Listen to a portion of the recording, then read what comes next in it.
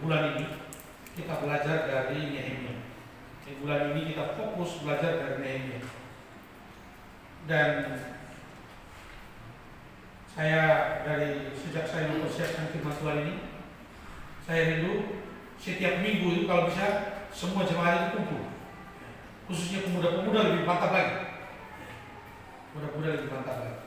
Dan orang tua juga perlu sekali supaya bisa mengarahkan anak-anak kita dengan baik dari sejak di masa kita. Ibu IPS sudah membantu kita tadi untuk membaca kitab Nehemia pasal 1 ayat yang pertama sampai dengan ayat yang ke-11. Perikopnya di sana adalah bicara tentang doa Nehemia. Dan dari perikop yang diberikan oleh Lembaga Kitab Indonesia, doa Nehemia, saya melihatnya bahwa ada visi yang luar biasa yang muncul dari seorang Nehemia. Saudara-saudara, ceritanya begini. Jadi saya tidak harus membaca ulang ayatnya, tapi saya ingin menceritakan. Nehemia, dia adalah seorang juru minuman Raja Artasasta. Dia pembantu. Lalu waktu bangsa Israel melakukan pelanggaran terhadap Tuhan, Tuhan menghukum mereka karena selalu melanggar, selalu bandel, selalu tegar tengkuk. Mereka dibuang ke Babel, saudara-saudara, karena pelanggaran terhadap Torah. Jadi mereka dijajah, kalau itu bahasa Indonesia kita, ya, pembuangan ke Babel itu. Jadi mereka dijajah, diperbudak, saudara-saudara, karena mereka tidak taat kepada Tuhan. Tapi masih ada orang-orang Israel yang tersisa di sana. Suatu ketika si Nehemia ketemu dengan seorang bernama Hanani. Nehemia bertemu dengan seorang Hanani dan dia salam mungkin Hanani apa kabar? Lalu bilang, oh kabar baik bro.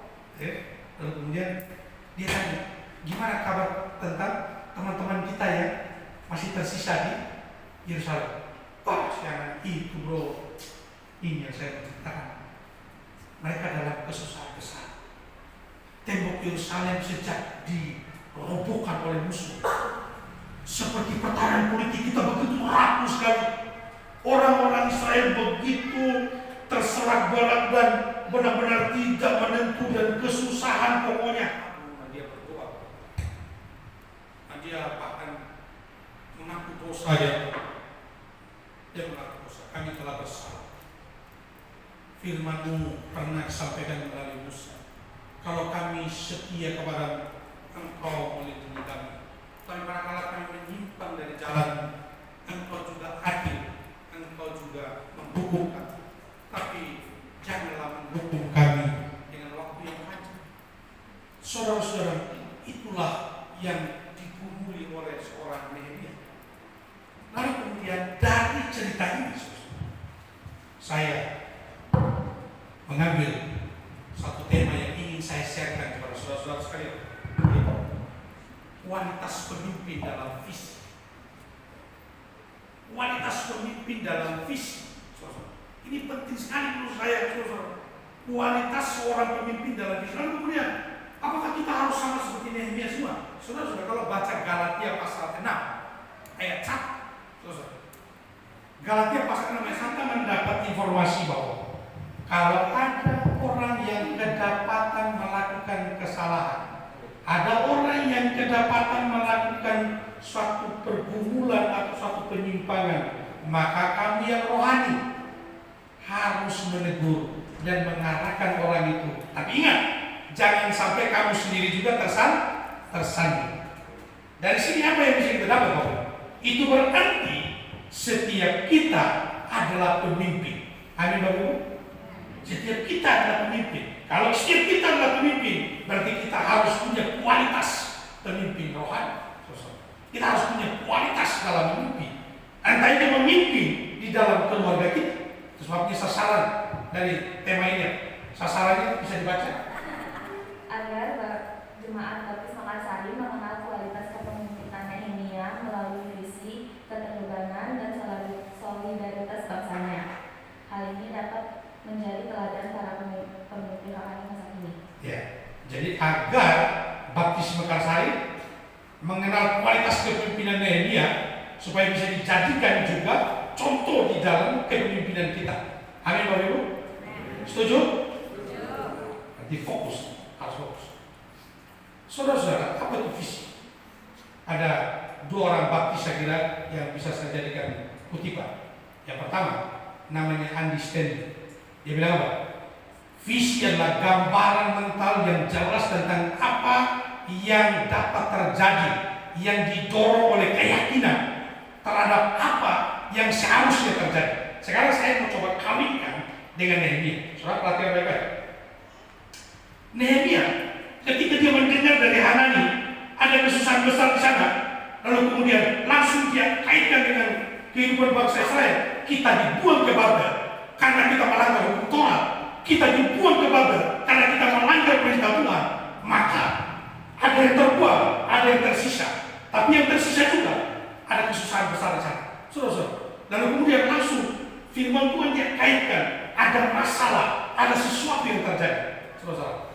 Tapi dia juga ingat, kalau kembali setia kepada Tuhan, Tuhan akan memulihkan. Ini, saudara-saudara, ada keyakinan terhadap apa yang seharusnya terjadi. Jadi seorang itu memiliki visi, nggak bisa saudara-saudara lalu tidur, lalu kemudian dalam tidur tiba-tiba dia dapat mimpi. Ya. Jadi orang yang bermimpilah dalam ilmu kepemimpinan, bukan mimpi sedang tidur nyenyak, tapi itu mimpi siang hari, saudara-saudara. Jadi jangan sampai salah tafsir, saudara-saudara. Orang yang punya visi bermimpilah, artinya bermimpi dari siang hari, lagi sedang memikirkan kiri kanan, positif negatifnya, ada kebenarannya, saudara-saudara. Jadi bukan orang sedang tidur nyenyak, dia bangun, lalu kemudian dia bilang, saya dapat visi. Visi apa itu? Kemudian dia karang-karang, saudara-saudara. Kemungkinan yang kayak gitu-gitu itu, saudara-saudara, gak terjadi. Gereja Baptis Makassar punya visi menjadi gereja yang misioner. Ini bukan tiba-tiba kaget, saya lagi di kantor lalu kemudian kaget. Iya, ini gereja misioner. Bukan, saudara. Firman Tuhan, pergilah jadikanlah semua bangsa muridku. Baptislah mereka yang percaya, ajar mereka, muridkan mereka, dan aku menyertai kamu sampai kesudahan akhir zaman. Yes, mantap, saudara. Saya yakin sekali kalau saya berjalan dalam visi ini, penyertaan Tuhan pasti. Soal kebutuhan Tuhan pasti sediakan. Soal personil Tuhan pasti sediakan. Saudara, keyakinan yang diolah seperti ini semakin memantapkan kita untuk mengambil keputusan yes, percaya. Tidak bisa serampangan tiba-tiba muncul satu ide lalu kemudian dijadikan satu visi yang sekejap harus digumuli. Saudara, Nehemia ketika dia mendapat informasi, dia olah sedemikian rupa berdasarkan firman Tuhan, oh benar, sebenarnya ini bisa dipulihkan kalau mereka kembali setia kepada Tuhan. Dia dalam itu. Saudara, yang kedua, ada seorang bernama John Maxwell. Ini juga penulis buku kepemimpinan, tapi orang baptis. Buku-bukunya sangat bagus sekali. Kepemimpinan John Maxwell. Dia bilang apa? Visi adalah segala-galanya bagi seorang pemimpin. Dan visilah yang memimpin para pemimpin. Ya. Visilah yang membakar semangat dan yang mendorong pemimpin untuk maju. Tidak heran jika Nehemia seorang juru minuman raja, seorang pembantu, saudara-saudara, dia bisa berubah menjadi pemimpin besar karena visi Allah pada zamannya. Saudara-saudara, ini luar biasa. Nah, ini yang saya coba ingin pengaruhi saudara-saudara sekalian. Saya sering kali katakan, baik dulu masih di Jonggol, di sini juga saya ingin tekankan, tidak ada yang mustahil dari gereja baptis akan ada menteri untuk Republik Indonesia. Amin. Ada anggota DPR RI, ada presiden. Saudara-saudara, bisa saudara-saudara yang dikasih oleh Kristus. Saya pun tidak bisa. Tapi ketidakbisaan saya jangan kemudian menghambat orang lain. Kalau saya mengerti, kalau punya visi yang mempengaruhi seseorang untuk maju, keyakinan yang membuat dia untuk mantap melaju, saudara, saya akan ajarkan, saudara, Saya mungkin bukan presiden, saya bukan menteri, saudara. Saya akan tidak bisa lagi karena usia. Tapi saudara yang mendengar itu, saudara yang menangkap itu, kalau Anda sebagai orang tua, ajarkan kepada anakmu, tanamkan kepada dia, beri pencerahan kepada dia, supaya dia punya visi, saudara. Gantungkan cita-citamu setinggi langit. Dulu waktu saya masih SD, kalau kamu petani, kamu jadi guru. Begitu ya. Kalau kamu guru, bapakmu jadi dosen, anakmu jadi dosen. Kalau kamu dokter, anakmu harus jadi spesialis. Nah, ibu ini mulai dia tender. Nah, selesai. Ini penting sekali. Mesti begitu, jangan standar kita, saudara-saudara, yang kita bawa untuk anak-anak. Ini yang namanya visi, saudara. Ini yang namanya visi. Saudara-saudara yang dikasih, apa visi Nehemia? Visi Nehemia seorang pembantu ini, saudara, seorang junjungan raja, kerjanya diberi susah, saudara. Apa visinya ini? Ketika dia dengar informasi dari Hanani tadi, lalu kemudian dia muncul visi yang dia olah seperti yang saya sampaikan tadi dari ayat 1 sampai dengan ayat 11. Ini saudara, bahwa tembok Yerusalem sebagai lambang politik di Israel roboh. Gak ada tembok lagi. Tembok itu penting sebagai lambang pertahanan. Kalau musuh menyerang malam hari, mereka bisa dengan tembok itu menjadi pertahanan dan musuh tidak langsung membunuh anak dan istri mereka. Ketika tembok itu tidak ada, ini penderitaan bagi mereka. Makanya kalau saudara baca Mazmur 126, di sana ada pengharapan di tengah-tengah penderitaan. Karena apa? Karena orang Israel menganggap penderitaan kalau tidak ada tembok di sana. Saudara-saudara, pergumulan seperti ini harus ada seorang pemimpin yang mampu menyelesaikan. Dan Nehemia menangkap visi, saudara-saudara, dan dia menjadikan sebagai nomor 1 supaya dipakai oleh Tuhan memulihkan kembali keadaan tembok. Yang kedua, saudara-saudara, visi Nehemia yang kedua, memulihkan kesejahteraan orang yang masih tertinggal. Karena dapat informasi dari Hanani, orang yang tertinggal mereka dalam kesusahan besar. Mereka dalam kesusahan besar. Kesusahan besar itu mungkin tidak ada makanan, temboknya tidak ada, musuh seringkali mengancam, banyak persoalan. Tapi kata kuncinya adalah dalam kesusahan besar. Kalau ada kesusahan, kalau ada masalah, seorang pemimpin mesti melihat dan melakukan sesuatu, saudara. Itu namanya orang yang punya visi, saudara. Seorang suami, kalau di dalam rumah, saudara, tidak ada makanan, tidak ada biaya untuk sekolah anak, saudara. Kalau suami ada masalah di dalam rumah, lalu kemudian dia diam saja, dia tidur saja, dia anggap biasa saja, saudara. Dia tidak punya terobosan visi. Saudara, ini yang saya ingin, saudara. Mari kita coba raba, mari coba kita renungkan baik-baik visi. Artinya sesuatu yang realistis, bukan angan-angan, bukan angan-angan. Dan Nehemia luar biasa ya. Ketika dia tahu informasi bahwa ada kesusahan, dia mulai melakukan sesuatu. Ini yang namanya visi. Kitab Nehemia dari 13 pasal itu dibagi 2 bagian. Bagian pertama, pasal 1 dan pasal 7, itu bicara tentang pembangunan tembok. Nehemia ketika diizinkan oleh raja pasal 1 untuk kembali, benar-benar dia kembali dan dia mengerjakan tembok itu karena itu visi dia yang pertama. Selesai, saudara. Banyak tantangan, nanti kita akan belajar kitab Nehemia, saudara. Kita akan belajar kitab Nehemia. Banyak tantangan, tapi seorang yang punya visi, kemauannya dan tekadnya mengalahkan berbagai tantangan, saudara. Hambatan dari orang yang berusaha untuk menjatuhkan dia, saudara. Dia bisa melewatinya karena apa? Kekuatan visi luar biasa, saudara. Kekuatan orang yang punya tujuan itu, saudara. Tujuan itu akan mengalahkan. Apalagi, saudara, tujuan itu berdasarkan firman Tuhan. Wah, jangan ragu, saudara. Jangan ragu.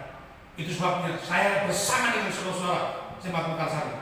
Visi gereja misioner, saya tidak akan ragu. Bersama dengan saudara-saudara, kita bisa. Amin. Kita bisa, saudara. Kita bisa. Saudara tidak membantu pun, Tuhan bisa, saudara. Tuhan bisa. Itu sebabnya saudara-saudara yang dikasih oleh Tuhan, visi, tujuan itu penting sekali.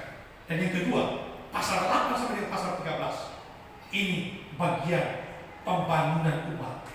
Kesadaran spiritual, saudara, dibangun kembali setelah tembok sudah dibangun, saudara. Mulai pembinaan rohani. Ezra yang cakap dalam menyampaikan firman Tuhan, yang tangankan firman Tuhan, bangsa Israel dipulihkan kembali. Dan cerita akhir, saudara, bangsa Israel, tembok Yerusalem dibangun dan Bait Allah dibangun kembali. Visinya sungguh terrealisasi. Luar biasa Bapak Ibu. Tapi visi itu tidak bisa jadi hanya begitu saja, saudara. Ini yang kita mau belajar. Apa yang kira-kira kita mau lihat dari seorang Nehemia ini yang bisa kita komparasikan atau implementasikan dengan kehidupan kita pribadi dan pribadi. Baik kita sebagai laki-laki maupun perempuan, baik kita sebagai orang tua, baik kita sebagai anak-anak, baik kita sebagai pemuda. Kita adalah pemimpin. Itu sebabnya di awal tadi saya bilang kita adalah pemimpin. Setuju Bapak Ibu ya? Semua kita adalah pemimpin. Bukan kepala rumah tangga, saya tidak bicara kepala rumah tangga. Jangan bilang nanti Pak Ilya bilang semua pemimpin, jadi saya juga kepala rumah tangga. Itu namanya salah tafsir.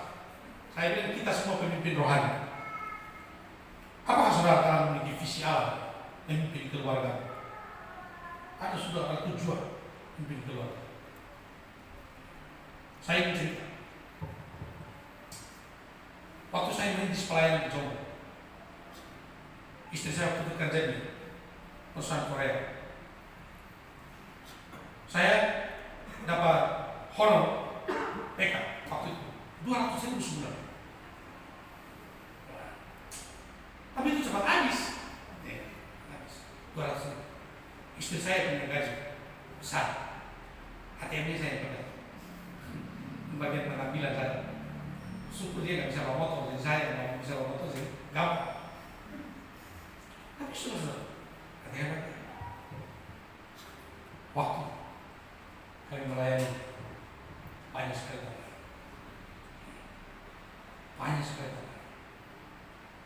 kami yakin bahwa Tuhan tidak tinggal-tinggal. Tuhan tidak tinggal-tinggal. Kami punya tujuan. Istri saya bilang, teman-teman saya di kantor sudah pada beli rumah. Kita beli rumah dong. Saya bilang, saya menggunakan ayat kita. Pakai ayat, anggota biasa pakai ayat. Anak manusia tidak punya tempat untuk meletakkan kepala. Harimau punya liang,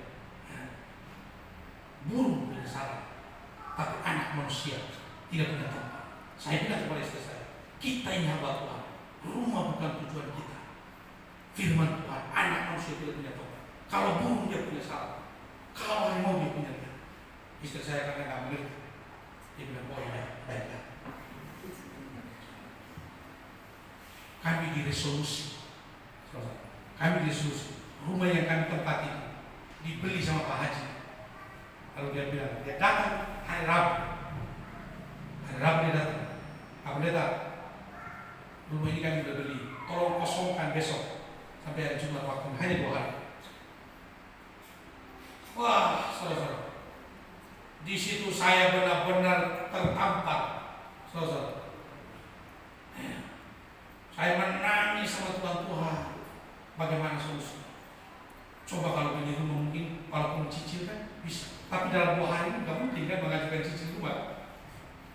Wah, saya benar-benar bergumul, menangis.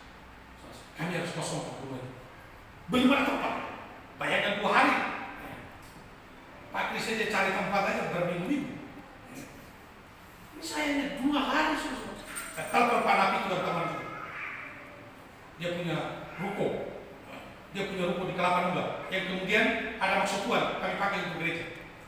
Dia buka horden, bilang Pak Nabi, kami diusir, gereja udah duluan ditutup kan, jadi supaya pendetanya juga jangan di sini harus dikeluarkan juga. Benar-benar. Saya lihat Pak Nabi bilang, oke pendeta, tapi kalau pendeta mau tinggal di ruko ya itu apa adanya katanya, nggak apa-apa. Jadi kami sekalian jaga horden, sekalian tinggal di situ dan lantai 2 gereja. Saudara-saudara yang dikasihi Tuhan, sejak dari situ saya mulai berdoa kepada Tuhan, kami mau punya rumah, kami tidak mau lagi diusir, kami mau punya rumah. Saudara-saudara, 2013 Kami mulai pakai di kelapa muda di ruko itu, saudara. 2012-2013, 2 tahun. Bulan Desember 2013, Tuhan kasih saya rumah di sekitarnya. Saudara-saudara, dan sampai sekarang punya rumah. Jadi saudara-saudara, sesuatu kalau kita jadikan sebagai tujuan, jadikan sebagai doa, dan itu memang kebutuhan kita, bukan sesuatu yang karena hawa nafsu, saudara-saudara. Saya percaya Tuhan pasti akan menolong. Tapi lebih sering kita, saudara-saudara, tidak punya tujuan, saudara-saudara. Lebih sering kita jalan biasa saja, mengalir biasa saja. Mungkin kita sedang jalan dan mungkin juga cepat jalannya. Barangkali kita sedang di jalan lurus, saudara. Mobil kalau dikasih gigi brake, kalau jalan lurus, biar mati mobil jalan nggak? Jalan, bahkan lebih cepat dari mobil yang hidup. Tapi ingat, sampai di bawah nanti jangan berhenti. Jangan-jangan kehidupan kita sekarang sedang jalan, tapi sedang jalan menurun, saudara. Ini penting. Itu sebabnya saya bicara tentang visi. Kalau kita sebagai pemimpin, kita harus punya tujuan. Kita harus punya tujuan. Nehemia, orang biasa ya, punya kualitas luar biasa. Kenapa saya bilang dia orang biasa?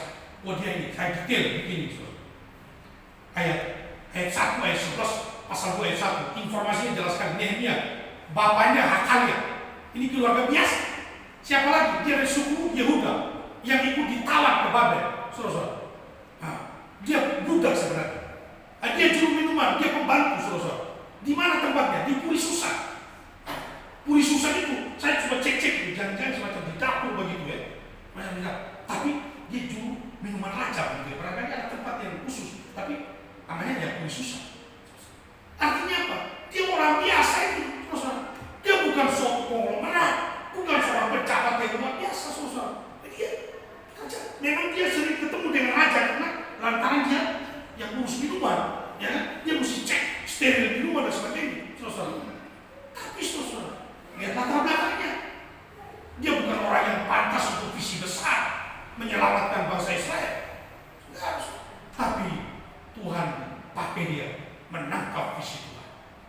Ini yang saya bilang, orang biasa yang berkualitas.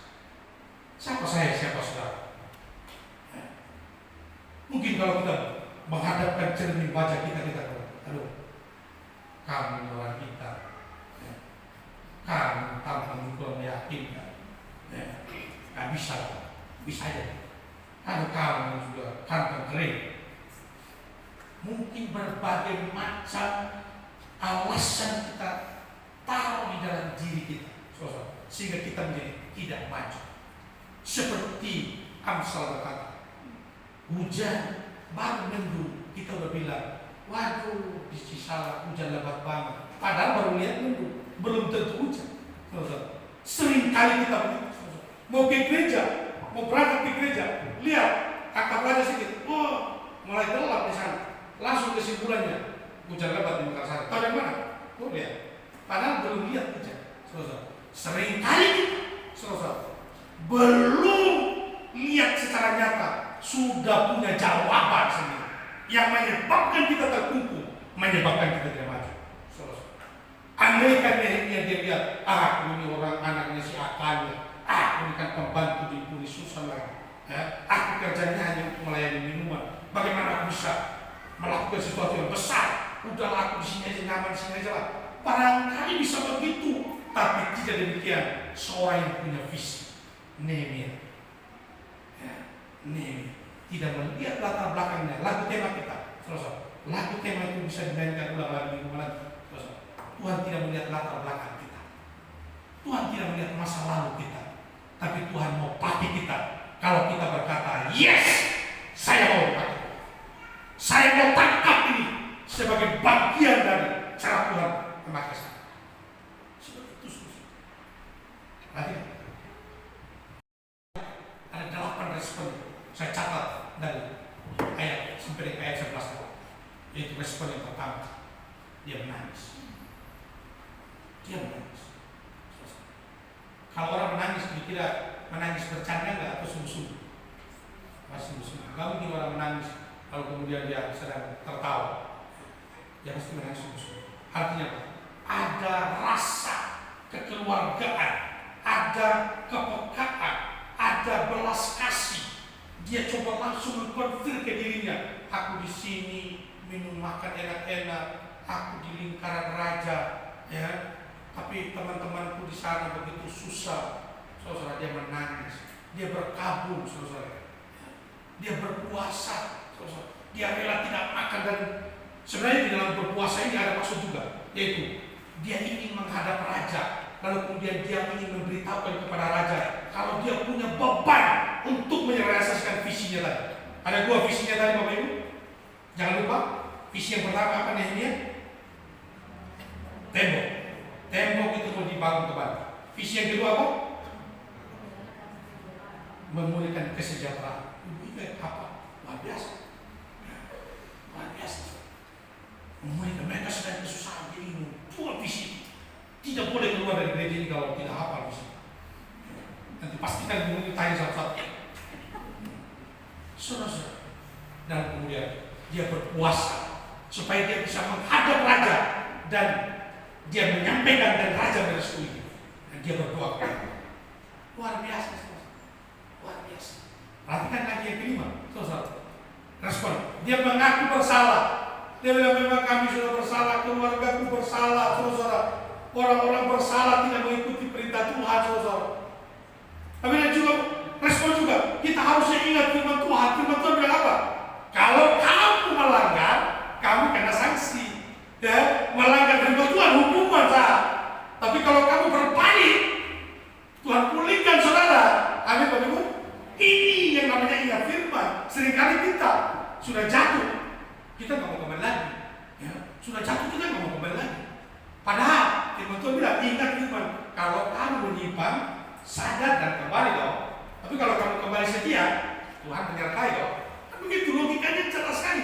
Jadi menurut dia ini realistis banget, saudara. Dia ini udah mantap banget dia, saudara. Wajar dong kalau kamu salah lalu kemudian dikena sanksi.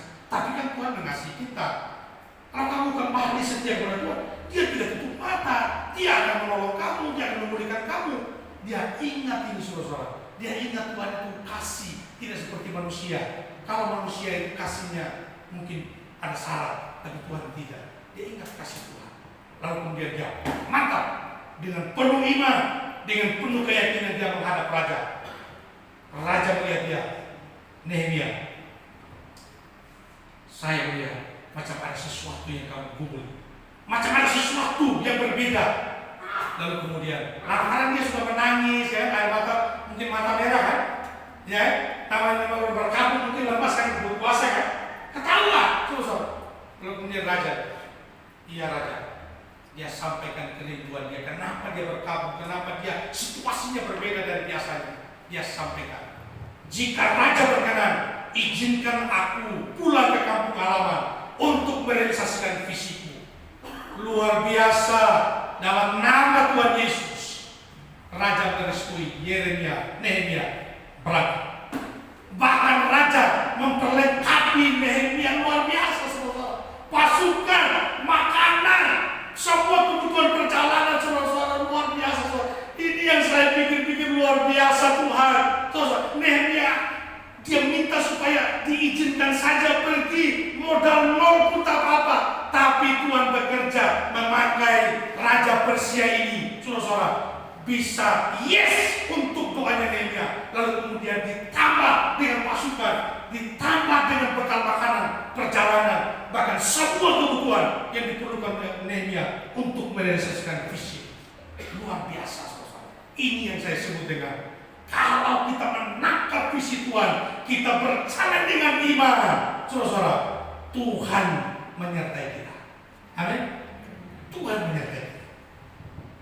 Ilustrasi yang terakhir, waktu Yesus melakukan mujizat dalam Yohanes pasal 6, orang-orang banyak yang datang, ribuan orang. Lalu kemudian beberapa murid seperti Filipus bilang kepada Yesus, Guru, ini orang banyak sekali, ya, suruhlah mereka pergi cari makanan karena waktu sudah malam. Datang juga Seorang bernama Yudas. Yudas, dia bilang, Pak, kalau kita punya uang 300 dinar pun nggak cukup untuk beli makanan. Ya, sudah aja kita cari makanan sendiri. Saudara-saudara, ada seorang murid bernama Andreas. Andreas itu artinya jantan. Andreas itu artinya pemberani. Saudara-saudara, atau kira, mantap ya. Pemberani, ada pantas kami pemberani. Kemudian dia datang kepada Yesus, Guru, di sini ada seorang anak bawa roti berapa? 2 ikan dan 5 roti. Tapi apalah ini artinya? Tapi dia bawa dengan penuh iman. 5 roti dan 2 ikan. Sementara orang yang hadir berapa ribu? 5.000 itu baru laki-laki. Perempuan belum itu. Ya? Jadi kalau 5.000 laki-laki tambah perempuan, 5.000 sudah berapa? 10.000. Kalau dia bawa anak lagi, anak satu. Sementara dulu tuh anak orang tua anaknya banyak lagi. Ya. Bisa 15.000 minimal. Roti 5 dan ikan 2 ekor mana cukup. Tapi seorang Andreas, seorang pemberani, saudara-saudara, dia datang dengan penuh iman kepada Yesus. Yesus mengucap syukur. Lalu kemudian Yesus membagi roti yang 5 itu menjadi 10 dan 2 ikan, masing-masing baku. Berapa murid Tuhan Yesus? Halo, ada berapa murid Tuhan Yesus? 12 murid Tuhan Yesus. Ada 12 baku, ada 2 lauk pauk, ada 10 roti, 10 baku roti. Yesus mengucap syukur. Lalu kemudian baku itu langsung penuh. Saudara tahu, waktu dibagikan, baku berjalan bagi, saudara. Tidak ada gudang tempat penampungan. Pokoknya bagi, keluarin roti, kasih lauk, roti, kasih lauk. Itu dilakukan, itu bertambah terus. Ketika semua orang kebagian, saudara, berapa sisanya? 12 baku, karena sudah stop. Sama persis dalam kitab Raja seorang janda, waktu dia mengambil minyak, sudah tempayan keluarga semua sudah dipakai, codok, semua tempayan penuh, dia stop juga di minyak. Ini artinya kalau kita bergerak, kalau kita berjalan, ini yang disebut dengan aksi iman. Kalau kita melakukan, kita melihat bagaimana pertolongan Tuhan. Kalau kita tidak melakukan, kita tidak akan melihat pertolongan Tuhan. Kalau kita tidak melangkah, kita tidak akan mengalami penyertaan Tuhan. Kalau kita hanya diam, bagaimana kita bisa merasakan pertolongan Tuhan? Kita mesti berani melangkah, jalan, maju. Meskipun tidak ada modal, meskipun engkau punya kekurangan, saudara-saudara, kalau engkau berjalan bersama dengan Tuhan, Tuhan pasti menolong kita. Amin. Ini yang disebut dengan kualitas misi bersama. Saudara-saudara yang dikasih oleh Yesus Kristus, saya rindu sekali gereja kita ada orang-orang yang dipakai Tuhan, punya terobosan, tidak nerimo dengan keadaan sekarang. Tapi kita coba memikirkan sedemikian rupa tanpa harus kompromi dengan firman Tuhan. Firman Tuhan menjadi landasan kita untuk bertindak. Saudara yakinkan diri, Tuhan tidak biarkan kamu sendiri. Amin. Immanuel artinya Tuhan dengan Tuhan bersama. Tuhan berkata, mari kita berdiri. Ada satu lagu yang saya diberkati sekali dengan lagu. Saya kira di grup gereja kemarin, Jonathan Prawira. Lagunya diambil dari Yosua pasal 1 ayat 3. Yosua pasal 1 ayat 3. Tema kitab Yosua, kemenangan karena itu. Yosua pasal 1 ayat 3. Setiap tanah yang diinjak oleh kakimu akan diberikan kepada. Amin Bapak Ibu. Di mana kakimu berpijak, di sana ada pemeliharaan.